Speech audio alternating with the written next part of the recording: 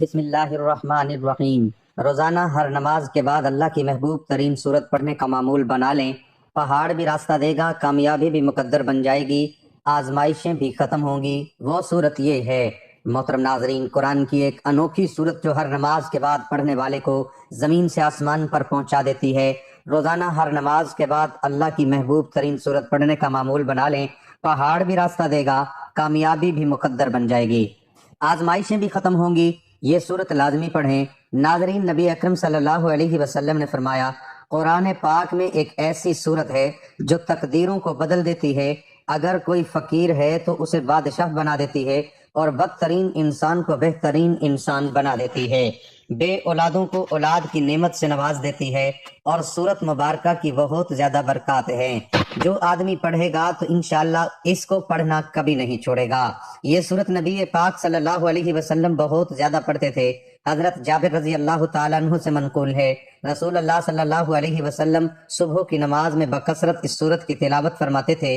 ایک خاتون ام ہشام بن حارثہ جو حضور صلی اللہ علیہ وسلم کی پڑوسن تھی، بیان کرتی ہیں کہ مجھے یہ سورت یاد ہی اس طرح ہوئی کہ وہ جمعے کے خطبے میں اکثر آپ کی زبان مبارک سے اس سورت کو سنتی تھی۔ تو یہ بات واضح ہے کہ حضور صلی اللہ علیہ وسلم کی نگاہ میں یہ ایک بہت بڑی اہم سورت تھی، اس لیے آپ صلی اللہ علیہ وسلم زیادہ سے زیادہ لوگوں تک بار بار اس کے مضامین پہنچانے کا اہتمام فرماتے تھے۔ تو جس گھر میں اس سورت کی روزانہ ہر نماز کے بعد تلاوت کی جاتی ہے، اس گھر میں اللہ کی رحمتیں آنا شروع ہو جاتی ہیں، برکتیں آنا شروع ہو جاتی ہیں، دعائیں قبول ہونا شروع ہو جاتی ہیں۔ اس سورت کی تلاوت کرنے والے کو اللہ پاک موت کی سختی اور دنیا کی سختیوں سے بچائے رکھتا ہے۔ یہ سورت اللہ کی محبوب ترین سورت ہے۔ محترم ناظرین، اللہ رب العزت نے انسان کو دنیا میں اپنے قرب کے لیے پیدا فرمایا، اور یہ سعادت صرف انہی لوگوں کو نصیب ہوتی ہے جو دل سے اللہ کو یاد کرتے ہیں، اس کے محبوب بن جاتے ہیں، اور فرشتوں کی مجلس میں ان کا ذکر ہوتا ہے۔ ذکر الہی کی بے شمار اقسام ہیں،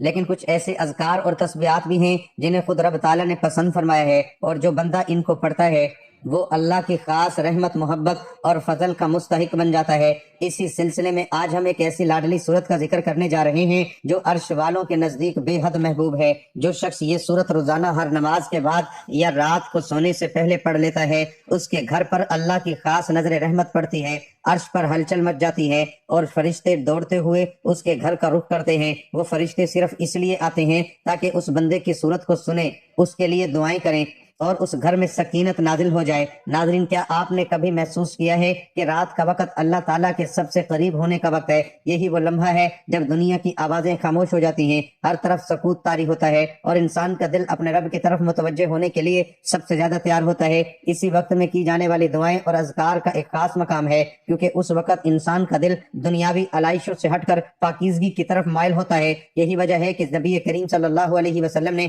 ہمیں رات کو سونے سے پہلے خاص اذکار اور دعائیں سکھائی ہیں تاکہ ہم سونے سے پہلے اپنے دل کو اللہ کی یاد سے معطر کر لیں۔ اس لاڈلی سورت کے بارے میں بزرگوں، اولیاء کرام اور اہل معرفت کے اقوال سے پتہ چلتا ہے کہ یہ سورت ایسی ہے جو صرف دنیا میں سکون نہیں لاتی بلکہ آخرت میں بھی بلند درجات کا سبب بنتی ہے۔ جو بندہ اس کو دل سے پڑھتا ہے اس کے گناہ معاف کر دیے جاتے ہیں، اس کی دعائیں قبول ہوتی ہیں، اور سب سے بڑھ کر یہ کہ اس کے دل میں اللہ تعالیٰ کی خاص محبت پیدا ہو جاتی ہے۔ ایسی محبت جو کسی بازار میں نہیں ملتی، کسی کاغذ پر نہیں لکھی جا سکتی، بلکہ جو صرف اللہ کے خاص بندوں کے دل میں بسائی جاتی ہے۔ فرشتے ہر رات زمین پر نازل ہوتے ہیں، بعض دعائیں سننے آتے ہیں، بعض ذکر کرنے والوں کے پاس آتے ہیں، اور بعض گھروں کو رحمت سے بھرنے کے لیے اترتے ہیں۔ وہ گھر جن میں تسبیح و تہلیل کی آوازیں بلند ہوتی ہیں، ان میں فرشتے قیام کرتے ہیں، شیطان وہاں سے دور بھاگتا ہے، اور اللہ کی خاص برکتیں ان گھروں میں نازل ہوتی ہیں۔ ایسی ہی ایک صورت ہے جو اگر کوئی بندہ سچے دل سے پڑھ لے تو فرشتے اس کے لیے عاجزی سے دعائیں کرتے ہیں، اس کے رزق میں وسعت کی دعا کرتے ہیں، اور اس کے تمام غموں کا خاتمہ کرنے کی التجا کرتے ہیں۔ ناظرین، آج کا انسان پریشانی، بے سکونی، معاشی مسائل، بیماریوں اور دل کی بے چینی کا شکار ہے۔ لاکھوں لوگ ایسے ہیں جنہیں نیند نہیں آتی، دل بوجھل رہتا ہے، آنکھوں سے آنسو بہتے ہیں، یا سینہ تنگی کا شکار ہوتا ہے۔ ان تمام روحانی اور جسمانی بیماریوں کا حل ذکر الہی میں ہے، اور خاص طور پر رات کو سونے سے پہلے کی جانے والی عبادتوں اور اذکار میں ایسی طاقت ہے جو انسان کو باطن میں بھی پاک کر دیتی ہے اور ظاہر میں بھی نور سے بھر دیتی ہے۔ یہ سورت ایسی ہے کہ اس کو پڑھنے والے کے لیے فرشتے نہ صرف دعا کرتے ہیں بلکہ اللہ کے عرش پر اس کا ذکر کرتے ہیں۔ اللہ فرماتا ہے، میرے بندے نے مجھے یاد کیا، میں بھی اسے یاد کرتا ہوں۔ سبحان اللہ۔ کیسا مقام ہے اس بندے کا جسے رب کائنات یاد کرے، جس کا ذکر عرش پر ہو، جس کے گھر میں فرشتے دوڑ کر آئیں۔ یاد رکھیں یہ تسبیح کوئی معمولی چیز نہیں بلکہ اہل دل، اہل معرفت اور اللہ کے خاص بندوں کی پہچان ہے۔ اس کو معمول بنا لینے والا شخص صرف دنیا میں ہی نہیں بلکہ قبر میں، حشر کے میدان میں اور پل صراط پر بھی آسانیوں کا سامنا کرے گا، کیونکہ یہ صورت اس کے لیے نور کا باعث بنے گی، اس کے قدموں کو مضبوطی دے گی، قرب عطا کرے گی۔ اللہ کے بندو، گناہوں اور لاپرواہی سے دل زنگ آلود ہو جاتے ہیں اور استغفار و اذکار سے انہیں جلا ملتی ہے، چنانچہ ذکر الہی کے ذریعے غم اندو کو دور کیا جاتا ہے، مصائب کو ٹالا جاتا ہے اور مشکلات کو ہلکا کیا جاتا ہے۔ ذکر الہی دلوں کو جلا بخشتا ہے، انہیں ثقیل کرتا ہے اور ان کی بیماری میں دوا کا کام کرتا ہے۔ اور ذکر و اذکار میں سب سے عظیم ذکر رب العالمین کی تسبیح ہے، کیونکہ یہ کائنات میں سب سے معزز مقام کے حامل فرشتوں کا ذکر ہے۔ ارشاد باری تعالیٰ ہے، وہ دن رات تسبیح بیان کرتے ہیں اور ذرا سی بھی سستی نہیں کرتے، اور یہ تمام چھوٹی اور بڑی مخلوق کا ذکر ہے۔ ارشاد باری تعالیٰ ہے، یہ بندے کے لیے سخت حالات اور تکلیف کا سامنا کرنے کے لیے بہترین ہتھیار ہے۔ محترم ناظرین،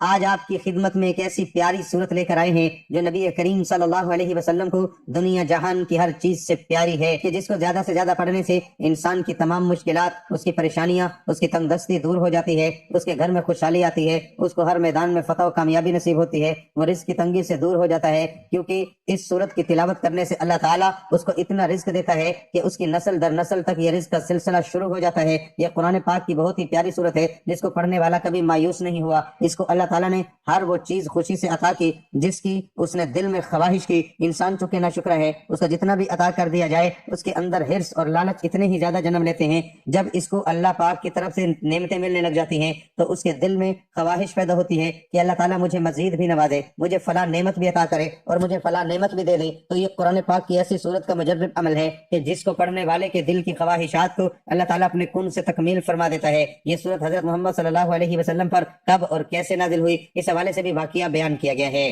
جس کے لیے گزارش ہے کہ ویڈیو کو آخر تک لازمی دیکھیے گا تاکہ آپ کو اس صورت کی اہمیت اور اس کا نزول کا علم ہو جائے۔ یہ صورت ایسی صورت ہے کہ انسان زندگی کے کسی میدان میں بھی ناکام نہیں رہے گا، اس کو ہر میدان میں، ہر کام میں، زندگی کا کوئی بھی مقصد ہو اس میں کامیابی نصیب ہوگی۔ محترم ناظرین، اللہ تعالیٰ نے حضرت محمد صلی اللہ علیہ وسلم کی مقدس ہستی کو تمام انسانوں کے لیے رحمت للعالمین بنا کر بھیجا۔ اللہ پاک فرماتے ہیں کہ بے شک ہمارے پاس اللہ کی طرف سے ایک نور ہے، یعنی حضرت محمد صلی اللہ علیہ وسلم، اور ایک روشن کتاب قرآن مجید۔ حضور نبی کریم صلی اللہ علیہ وسلم کی پسند ناپسند ہر مسلمان کے لیے بہت زیادہ اہمیت رکھتی ہے، کیونکہ اسی محاذ پر اس کی کامیابی یا ناکامی کا انحصار ہے۔ یعنی اگر آپ حضور صلی اللہ علیہ وسلم کی پسندیدہ چیزوں سے، پسندیدہ کاموں سے پیار کریں گے، ان کو پسند کریں گے، اور آپ حضور صلی اللہ علیہ وسلم کی طرز زندگی کو اپنائیں گے، آپ صلی اللہ علیہ وسلم کی پسند ناپسند کا خیال رکھیں گے، تو اللہ پاک آپ کو عزت، دولت، شہرت، کامیابی، دنیا کی ہر چیز سے نوازیں گے۔ اور جن چیزوں سے حضور نبی کریم صلی اللہ علیہ وسلم دور رہتے تھے، جنہیں ناپسند کرتے تھے، تو آپ بھی اگر ان چیزوں کو ناپسند کریں گے، ان سے دور رہیں گے، تو اس طرح بھی اللہ پاک آپ کی زندگی کو کامیابیوں سے ہمکنار کریں گے اور آپ کی زندگی سے پریشانیوں کو، غموں کو انشاءاللہ دور کر دیں گے، دونوں جہاں میں بلند و مقامات عطا فرمائیں گے۔ محترم ناظرین، ہم بہت کچھ چاہتے ہیں، کسی کی خواہش ہوتی ہے کہ سب کچھ دیکھتے ہی دیکھتے بدل جائے، یعنی حالات ایسے موافق ہو جائیں گویا کبھی ناموافق تھے ہی نہیں۔ کسی کے دل میں یہ تمنا انگڑائیاں لیتی رہتی ہیں کہ جو روٹھے ہوئے ہیں وہ پل بھر میں مان جائیں، یعنی ایسا خود بخود ہو جائے، ہمیں کچھ نہ کرنا پڑے۔ کوئی چاہتا ہے کہ اس کی دنیا آن کی آن میں بدل جائے، کوئی یہ خواہش رکھتا ہے کہ یہ دنیا پلک جھپکتے میں بدل جائے، ہمیں پتہ نہیں اور بھی کیا کیا چاہتے ہیں۔ کچھ چاہنے میں کوئی قباحت نہیں، ساری قباحت اس بات میں ہے ہم سبھی کچھ کسی منتقی مرحلے سے گزرے بغیر اور فوری طور پر، یعنی آن کی آن میں چاہتے ہیں۔ دنیا میں کہیں بھی ایسا ہوا ہے کہ کوئی معاملہ راتوں رات کچھ نہ کچھ ہو گیا ہو؟ ہمیں بہت کچھ بہت تیزی سے بدلتا دکھائی دیتا ہے۔ یہ بھی محض غصِ بصر یعنی آنکھوں کا دھوکہ ہے۔ ہر تبدیلی چند عوامل کے طویل عمل کا نتیجہ ہوتی ہے۔ یہ ایسی حقیقت ہے جس سے انکار کسی بھی صورت ممکن نہیں۔ ہمیں جو کچھ بھی دکھائی دیتا ہے وہ لازمی طور پر ویسا نہیں ہوتا جیسا دکھائی دے رہا ہوتا ہے۔ ہر معاملے کی بہت سی تہیں اور پرتیں ہوتی ہیں، ان تہوں اور پرتوں کو ہٹائے بغیر ہم اصلیت نہیں جان سکتے۔ یہی سبب ہے کہ راتوں رات کسی بھی تبدیلی کے رونما ہونے کی خواہش عبث ہے۔ ایسا ہوتا نہیں اور ہو بھی نہیں سکتا،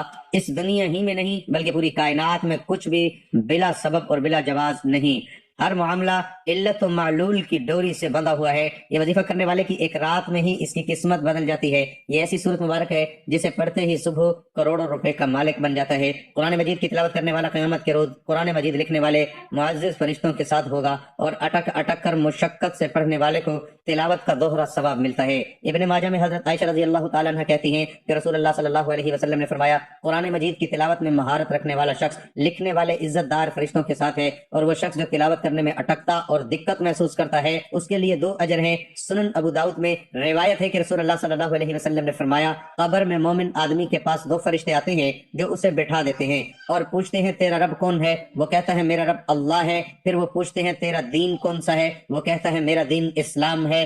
फिर वो पूछते हैं, तुम्हारे दरमियान जो शख्स नबी बनाकर भेजा गया उसके बारे में तुम्हारा क्या ख्याल है? तो वो जवाब देता है, वो अल्लाह के रसूल सल्लल्लाहु अलैहि वसल्लम है। फरिश्ते पूछते हैं, तुम्हें ये सारी बातें कैसे मालूम हुई? तो वो आदमी कहता है, मैंने अल्लाह की किताब से पढ़ी, यानी कुरान पाक से पढ़ी, उस पर ईमान लाया और उसकी तस्दीक की। तो ये है दुनिया में कुरान पढ़ने की फजीलत और फायदे। तो जो बंदा दुनिया में कुरान पढ़ता है उसको न सिर्फ दुनिया में फायदे मिलते हैं बल्कि आखिरत में भी वो शख्स कामयाब होता है। तो नाजरीन, ये वो सूरत है कि जिसकी तिलावत रोज़े माशर अल्लाह पाक खुद तिलावत फरमाएंगे।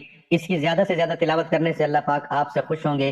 फरिश्ते दिन रात आपके लिए दुआएं करेंगे और रातों रात आपकी किस्मत बदल जाएगी। मोहतरम नाजरीन, अगर आप भी गुर्बत का शिकार हैं, तंगदस्ती का शिकार हैं, घर के हालात खराब हैं, तो आज का ये जो वजीफा है वो आपने कर लेना है। इंशाअल्लाह अल्लाह के हुक्म से ये कुरान पाक की सूरत का जो वजीफा है, अल्लाह रब्बुल इज्जत इस अमल की बरकत से आपको ऐसी इज्जत अता फरमाएगा, ऐसी दौलत अता फरमाएगा, ऐसी शान आपको अता फरमाएगा कि आप राजी हो जाओगे। आपके माशरे में आपकी इज्जत होगी। जैसे मैं बताऊंगा वैसे ही आपने सिर्फ एक मरतबा इस अमल को कर लेना है। नाज़रीन, आज का वजीफा ऐसा मुजर्रब, आजमूदा और बाकमाल वजीफा है। ये वजीफा आप करेंगे और आप माला माल हो जाएंगे, क्योंकि इस सूरत का वजीफा रिस्क में बरकत के लिए बहुत ही मुजर्रब है। नाज़रीन, शरीयत इस्लामिया में मसाकीन और गरीबों को खाना खिलाने और उनकी दुनियावी जरूरतों को पूरा करने की बार बार तरगीब व तालीम दी गई है। हज़ूर अकरम सल्लल्लाहु अलैहि वसल्लम से सवाल किया गया कि इस्लाम में कौन सा अमल ज्यादा अफजल है? आपने फरमाया, लोगों को खाना खिलाना और हर शख्स को सलाम करना, ख्वाह उसको पहचानो या ना पहचानो। इसी तरह फरमान रसूल है सल्लल्लाहु अलैहि वसल्लम, जो शख्स मोमिन की कोई दुनियावी मुश्किल दूर करेगा, अल्लाह ताला क़यामत की सख्तियों में से उस पर से एक सख्ती दूर कर देगा, और जो शख्स किसी तंगदस्त पर सहूलत करेगा, अल्लाह ताला दुनिया और आखिरत में उस पर सहूलत करेगा। जब तक बंदा अपने भाई की मदद में लगा रहता है, अल्लाह ताला भी उसकी मदद में रहता है। नमाज की अदायगी में कोताही करने वालों को जहन्नुम में डाला जाएगा। कुरान और हदीस की रोशनी में पूरी उम्मत मुस्लिमा का इत्तेफाक है कि फर्ज नमाज जानबूझकर छोड़ना बहुत बड़ा गुनाह है। शरीयत इस्लामिया में करने, चोरी करने और शराब पीने से भी बड़ा गुनाह नमाज का तर्क करना है। नमाज में कोताही करने वालों की सजा के मुतालिक सिर्फ 3 आयात पेश हैं। उन नमाजियों के लिए खराबी है और वेल नामी जहन्नुम की जगह है जो नमाज से गाफिल हैं। उससे वो लोग मुराद हैं जो नमाज में या तो पढ़ते ही नहीं, या पहले पढ़ते रहे हैं फिर सुस्त हो गए, या जब जी चाहता है पढ़ लेते हैं, या ताखीर से पढ़ने का मामूल बना लेते हैं। ये सारे मफहूम इसमें आ जाते हैं। इसलिए नमाज की मज़कूरा सारी कोताहियों से बचना चाहिए। फिर उनके बाद ऐसे नाखल्फ पैदा हुए कि उन्होंने नमाज ज़ाया कर दी और नफसानी ख्वाहिशों के पीछे पड़ गए, वो गई में डाले जाएंगे। मोहतरम नाज़रीन, ये ऐसी सूरत है जिसके जरिए आप बोरियां भर भर के दौलत इकट्ठी कर सकते हैं। अगर आप रिज़्क़ के लिए भाग भाग कर थक चुके हैं, चाहे आपकी दुकान है या आपकी कोई नौकरी कर रहे हैं, और दिन रात की मेहनत के बावजूद आपके पास इतनी दौलत नहीं कि आप अपना और अपने घर वालों का अच्छी तरह ख्याल रख सकें, तो ये सूरत आपके पास इतनी दौलत लाएगी कि आप अमीर तरीन लोगों में शामिल हो जाएंगे। अल्लाह ताला पर यकीन और एतकाद मजबूत रखें, क्योंकि खुदा पर मुकम्मल एतकाद करने वालों की मेहनत कभी ज़ाया नहीं करता। मोहतरम नाज़रीन, जो इंसान ये सूरत हर नमाज के बाद पढ़े, अल्लाह पाक उसको वहां से दौलत और रिज़्क़ अता करते हैं जहां से उसने कभी सोचा भी नहीं होता। मेरी वो बहन और वो भाई जिसके घरों में बहुत ज्यादा गरीबी है, घर के माली हालात खराब हैं, घर में रिस्क में तंगी आ चुकी है, घर में कहीं से पैसा नहीं आ रहा, जिनके हाथों में पैसा नहीं टिकता, जेब पैसों से खाली है, और जिनको कोई बड़े से बड़े पैसों का मसला दरपेश है और वो कहीं से मदद मांग रहे हैं लेकिन कहीं से उनका मसला हल नहीं हो रहा, तो वो ये वजीफा कर ले, इंशाल्लाह उनके तमाम मसले हल हो जाएंगे। नाज़रीन मोहतरम, अल्लाह ताला ने इंसान को दुनिया में आजमाइश के लिए भेजा, और उन आजमाइशों में से एक आजमाइश माल और दौलत की कमी और गुर्बत है। लेकिन इस्लाम ने न सिर्फ इस मसले की हकीकत को बयान किया है, बल्कि इससे बचने और निजात पाने के लिए भी वाज़ेह और मौसर रहनुमाई फराहम की है। कुरान मजीद और अहदीस से नबविया में मोहताजी से बचने के कई रूहानी, अमली और अखलाकी तरीके बयान किए गए हैं, जिन पर अमल करके इंसान दुनिया में इज्जत के साथ जिंदगी गुजार सकता है और आखिरत में सुरखरू हो सकता है। हमारा आज का वजीफा भी गुर्बत और तंगदस्ती में हाथ फैलाकर मांगने की बजाय इस एक सूरत को 7 बार पढ़ने का वजीफा है कि जो इस सूरत को 7 बार पढ़ लेता है, अल्लाह ताला उसको किसी का मोहताज नहीं होने देता, और जो अल्लाह ताला के दिए हुए पर शुक्र अदा करता है तो अल्लाह ताला उसको मजीद अता फरमाता है, और जो सब्र से काम लेता है और इन वज़ाइफ को, इन अमाल को अपनी जिंदगी का हिस्सा बना लेता है, तो अल्लाह ताला उसकी मोहताजी को दूर करते हुए उसकी हर ख्वाहिश को पूरा कर देता है। उसको मालो दौलत, रिज़्क वाफिर मिकदार में अता करता है कि उसको किसी के आगे हाथ फैलाने की जरूरत नहीं पड़ती। नाज़रीन, तमाम तारीफें और शुक्र उस जात का जिसने हमें एक और दिन अपनी इबादत के लिए अता फरमाया। آج کے اس عظیم دن میں اللہ رب العزت کا فضل حاصل کرنے کے لیے اور اس کا شکر ادا کرنے کے ساتھ ساتھ اس کی عبادت میں مشغول رہنا چاہیے۔ اس کی عبادت کرنے کے کئی طریقے ہیں۔ انسان دل میں اللہ کا ذکر کر کے بھی اس کی عبادت کر سکتا ہے، زبان سے کلمات ادا کر کے بھی اس کی عبادت کر سکتا ہے، نماز قرآن پڑھ کر بھی اس کی عبادت کر سکتا ہے، اللہ تعالیٰ کی مخلوق کی خدمت کر کے بھی اس کے فضل کا حقدار بن سکتا ہے، کیونکہ مخلوق خدا کی خدمت کرنا یا کسی بھوکے کو کھانا کھلانا یہ بھی عبادت میں شمار ہوتا ہے۔ تو اللہ تعالیٰ کی مخلوق کی خدمت، اس کے ذکر و اذکار، اس کے نام کی تسبیح کر کے اللہ تعالیٰ کا قرب حاصل کیا جائے تو ہمارا آج کا وظیفہ ایسے ہی ایک سورت کو 7 بار پڑھنے کا عمل ہے، جس کا ورد کر کے اس کا فضل اور اس کا قرب حاصل کرنے کا بہت ہی بہترین وظیفہ ہے۔ اس سورت کو بتائی گئی ترتیب اور طریقے کے مطابق پڑھنے سے انسان کی تمام مالی تندرستی، رزق کے حوالے سے پریشانیاں، تمام مصیبتیں، غربت، دکھ، درد سب دور ہو جاتا ہے۔ ناظرین، انسان پر جو مصیبت آتی ہے، چاہے بیماری کی صورت میں ہو یا غربت کی شکل میں ہو، چاہے کاروباری پریشانی ہو یا خاندانی لڑائی، بڑوں کا دکھ اور صدمہ ہو، ہر قسم کی مصیبت اس کے گناہوں کی وجہ سے آتی ہے۔ اس لیے فوراً سچی توبہ کرتے ہوئے اللہ تعالیٰ سے ہمیں معافی مانگنی چاہیے، کیونکہ اللہ تعالیٰ توبہ کرنے والوں سے محبت کرتا ہے اور توبہ کرنے والے کی پریشانیوں اور مصیبتوں کا ازالہ کر کے اسے خوشحال بنا دیتا ہے۔ ناظرین، انسان میں گناہوں اور غلطیوں کی جانب رغبت کا میلان موجود ہے۔ انسان کو نفس گناہوں میں مبتلا کرنے کی کوشش کرتا رہتا ہے۔ جس میں سلیم الفطر انسان کسی گناہ یا غلط کام کا ارتکاب کرتا ہے تو وہ یہ جان رہا ہوتا ہے کہ وہ غلط کام یا ظلم و زیادتی کر رہا ہے اور رسول اللہ صلی اللہ علیہ وسلم کے طریقے کی مخالفت کر رہا ہے اور اللہ کے فرامین سے بغاوت کر کے اس کے قہر و غضب کو دعوت دے رہا ہے۔ یوں وہ اپنی دنیا اور آخرت دونوں کو تباہ و برباد کرتا ہے، لیکن اس کے ساتھ شیطان کے وار، خواہشات کا غلبہ، گناہوں کی عارضی لذت، دنیا کی چکا چوند، جھوٹی اور کھوکھلی عزت کا نشہ اس کو گناہ کے ارتکاب کی طرف لے جاتا ہے۔ گناہ کے ارتکاب کے وقت جب کبھی اس کا ضمیر گناہوں کو چھوڑنے کا کہتا ہے تو وہ یہ کہہ کر ضمیر کو خاموش کروا دیتا ہے کہ ابھی تو بڑی عمر پڑی ہے، میں ان قریب توبہ کر لوں گا، اور اسی طرح امیدوں اور خیالات سے دل کو بہلاوے میں رکھتا ہے اور گناہوں کی گہری دلدل میں دھستا چلا جاتا ہے۔ در حقیقت گناہ انسان کے حق میں نہایت خطرناک ہے، اس سے دنیا اور آخرت دونوں برباد ہو جاتے ہیں اور گناہ کا اثر جسم میں زہر کی طرح سراحت کر جاتا ہے۔ ناظرین، حضرت آدم علیہ السلام کو جنت سے نکالے جانے اور ابلیس کی ملعون ہونے کی وجہ بھی یہی گناہوں کی نحوستیں تھیں۔ قوم نوح اور عاد و ثمود کو بھی گناہوں کی وجہ سے عذاب سے دوچار کیا گیا۔ گناہوں کے بے شمار بڑے نقصانات ہیں۔ ناظرین، صرف یہی نہیں بلکہ گناہوں کے بے شمار برے اثرات اور نقصانات ہیں جو انسان کے ذہنی، جسمانی اور روحانی کردار پر بھی ظاہر ہوتے ہیں، اور اس میں سب سے بڑا نقصان یہ ہے کہ گناہوں کے ارتکاب کی وجہ سے انسان کو نور الہی اور علم و عقل سے محروم ہو جاتا ہے۔ امام شافعی رحمۃ اللہ علیہ فرماتے ہیں کہ میں نے اپنے استاد سے کمزور حافظے کی شکایت کی تو انہوں نے مجھے ترک معاصی یعنی ترک گناہ کی نصیحت فرمائی، اور آپ نے یہ بتایا کہ اللہ ایک نور ہے اور اللہ کا نور گناہ گار کو نہیں دیا جاتا۔ ناظرین، گناہوں کا ایک اثر یہ بھی ہوتا ہے کہ انسان کی روزی اور رزق میں تنگی آ جاتی ہے۔ یاد رکھیے کہ اصول رزق اور فراخی معاشی کے لیے ترک گناہ سے بہتر کوئی چیز نہیں۔ اللہ تعالیٰ فرماتے ہیں کہ جو شخص اللہ سے ڈرتا ہے اور گناہوں سے باز آ جاتا ہے، اللہ اس کے لیے مشکلات سے بھی نکلنے کا راستہ پیدا کر دیتا ہے اور اسے ایسے رزق دے گا جہاں سے اس کا گمان بھی نہیں جاتا۔ انسان کے دل میں اللہ کی عظمت کم ہو جاتی ہے، تبھی تو انسان گناہ کرتا ہے۔ گناہ کرنے میں کوئی آر محسوس نہ کرے تو دل پر پردہ پڑ جاتا ہے اور مہر لگ جاتی ہے۔ جب انسان اللہ کو بھول جاتا ہے تو اللہ انہیں برباد کر دیتا ہے، ذلت اور رسوائی ان کا مقدر ہو جاتی ہے۔ ناظرین، اللہ بڑا بے نیاز ہے جبکہ بندہ ہر لمحہ اس کا محتاج ہے، پھر وہ اللہ کے ذکر سے کیسے غافل رہ سکتا ہے؟ اور اگر غافل رہتا ہے تو یقین کریں اپنی جان پر خود ظلم کرتا ہے، کیونکہ اللہ تو اپنے بندے پر کبھی ظلم نہیں کرتا بلکہ لوگ اپنی جانوں پر خود ظلم کرتے ہیں۔ اس کا خیال ایسا ہوتا ہے جیسے اس کے پاس تلوار تو موجود ہو مگر زنگ آلود ہو۔ گناہوں سے دل زنگ آلود اور مفلوج ہو جاتا ہے۔ نفس امارہ برائی کا حکم دیتا ہے، وہ خواہشات اور گناہوں سے کبھی دلیر اور درندہ صفت بن جاتا ہے، جبکہ نفس مر جاتا ہے۔ ایسا شخص دنیا میں بھی اور برزخ میں بھی مر چکا اور آخرت میں بھی اس کے لیے کوئی چیز نہیں۔ اگر وہ اللہ کو یاد کرتا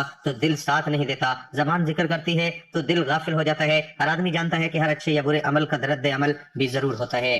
دنیا میں پیش آنے والے حالات پر سب سے زیادہ اثر انداز ہونے والی چیز انسان کے اچھے یا برے اعمال ہی ہیں، جن کا براہ راست تعلق اللہ تعالیٰ کی خوشنودی اور ناراضگی سے ہے۔ کسی واقعے اور حادثے کے طبی اسباب جنہیں ہم دیکھتے، سنتے اور محسوس کرتے ہیں، وہ کسی اچھے یا برے واقعے کے لیے محض ظاہری سبب کے درجے میں ہیں۔ سادہ لوگ حادثات و آفات کو صرف طبی اور ظاہری اسباب سے جوڑتے ہیں اور پھر اسی اعتبار سے ان کو حوادث سے بچاؤ کی تدابیر کرتے ہیں۔ شرعی تعلیمات کی روشنی میں بحیثیت مسلمان ہمیں یہ اعتقاد رکھنا ضروری ہے کہ یہ سب کچھ اللہ تعالیٰ کے حکم اور امر سے ہوتا ہے، جس کا عقل اور حواس خمسہ کے ذریعے ادراک کرنے سے ہم قاصر ہیں۔ وہی الہی اور انبیاء علیہ السلام کے ذریعے اللہ تعالیٰ نے جزا و سزا کا جو نظام سمجھایا ہے وہ ہمیں غیبی نظام کے بارے میں آگاہ کرتا ہے۔ وہ یہ کہ کسی بھی واقعے اور حادثے کا اصل اور حقیقی سبب اللہ تعالیٰ کی رضامندی یا ناراضگی ہے۔ اللہ تعالیٰ نے حالات کو خواہ اچھے ہوں یا برے انسان کے اعمال سے جوڑا اور وابستہ فرمایا ہے۔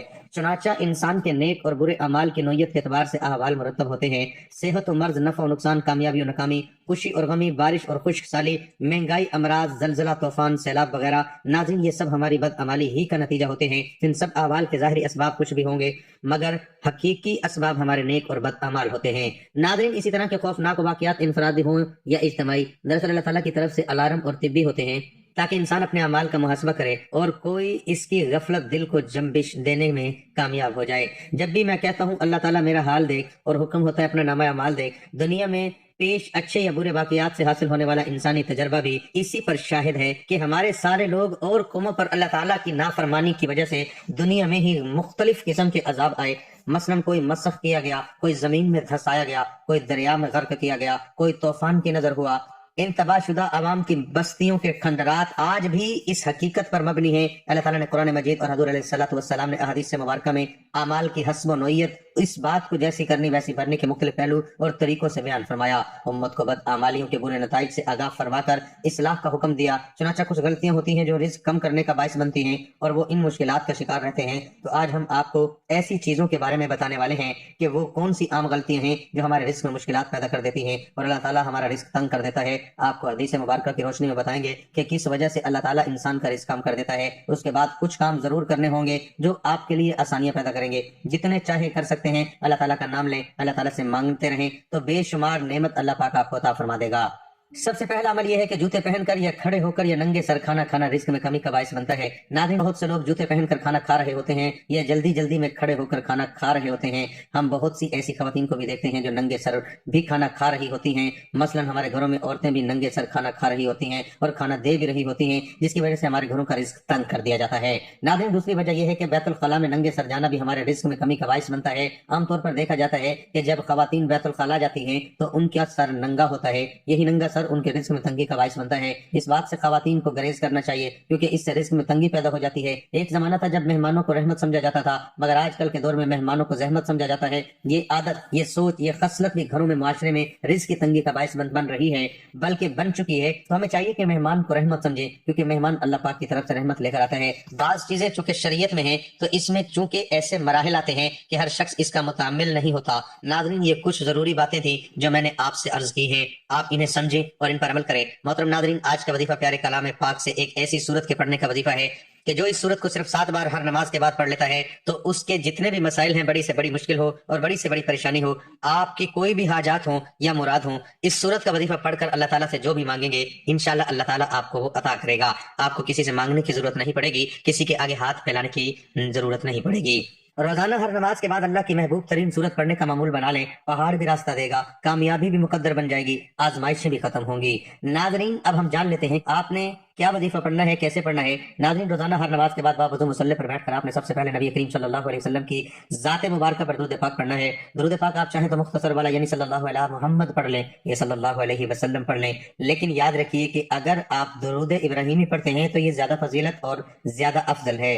दुरूद पाक पढ़ने के बाद आपने सबसे पहले अपने खास मकसद की नियत करनी है और जब आप नियत कर लें तो पूरी तौर पर आपने एक बार औज़ु बिल्लाहि मिनश शैतानिर रजीम और बिस्मिल्लाहिर रहमानिर रहीम पढ़कर वजीफे का आगाज करना है।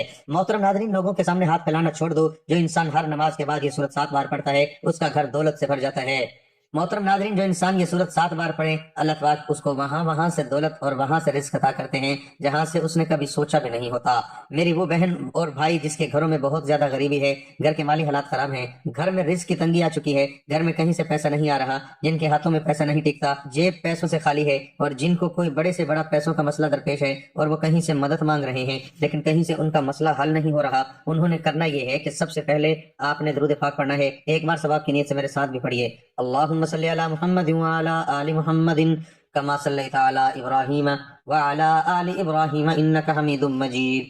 अल्लाहुम्मा बारिक अला मुहम्मद व अला आलि मुहम्मदिन कमा बारकता अला इब्राहीम व अला आलि इब्राहीम इन्नका हमीदुम मजीद।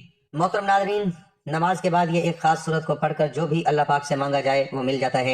आपने करना ये है कि जैसे नमाज अदा कर लें, आपने जाए नमाज पर बैठे बैठे आपने ये अमल करना है। आपने 7 मरतबा 7 टाइम आप कुरान पाक की ये सूरत फातिहा पढ़नी है। आपने इसको हर नमाज के बाद 7 मरतबा पढ़ना है।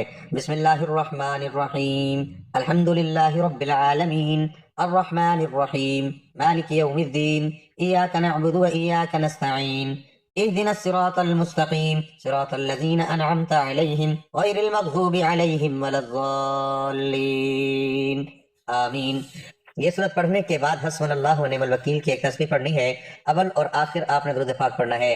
اگر یہ عمل آپ نے نماز عشاء کے بعد کر لیا تو یقین کیجیے جو بھی بڑے سے بڑا مالی مسئلہ ہوگا وہ حل ہو جائے گا۔ اللہ پاک آپ کے گھر میں غیبی بارش عطا کر دیں گے اور وہاں سے رزق ملے گا جہاں سے آپ نے کبھی سوچا بھی نہیں ہوگا۔